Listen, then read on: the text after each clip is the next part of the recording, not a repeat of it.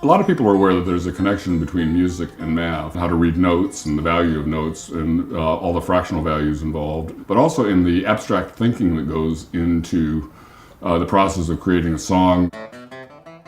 The math helps you up to a certain point, and then the creativity takes over. And when you blend those two things together, you get a very powerful combination of good music.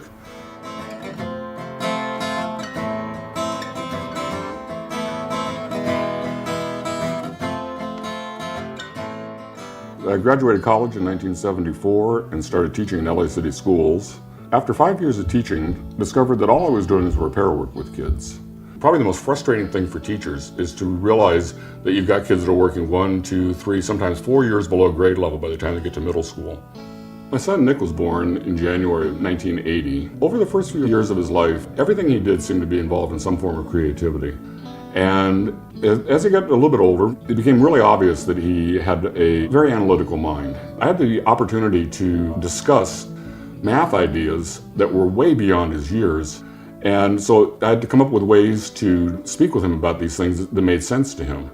And that was when I started changing the language. So many of the things that Nick and I have done in our past have led to Mathnasium's corporate mission statement, which is to teach children math in a way that makes sense to them.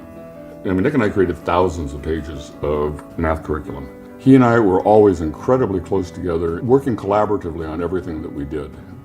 I don't think I ever yelled at him once. On May 7th, 1999, Nick was working for our family electronics business, and I paid him, and he went out. He had a date that night.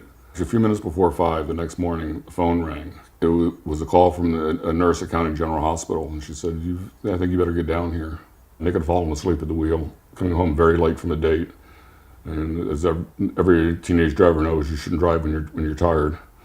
But he did a solo car spin out in front of County General Hospital, and he passed that day. My wife and I sat down, and we said, so, where do we go from here? We found this Buddha statue, and it's the Buddha releasing a fish back into the river. This is kind of our release of all the goings on with our son's passing. With Nick not being here, probably the greatest memorial that we can do is to make this work that was based on his thinking, to indeed bring it to a larger audience.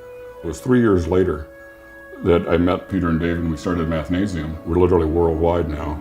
There are Mathnasiums on every continent but Africa and Australia. The first trip I took for Mathnasium, we opened our first international center. Spent a week doing interviews and training staff, all kinds of things.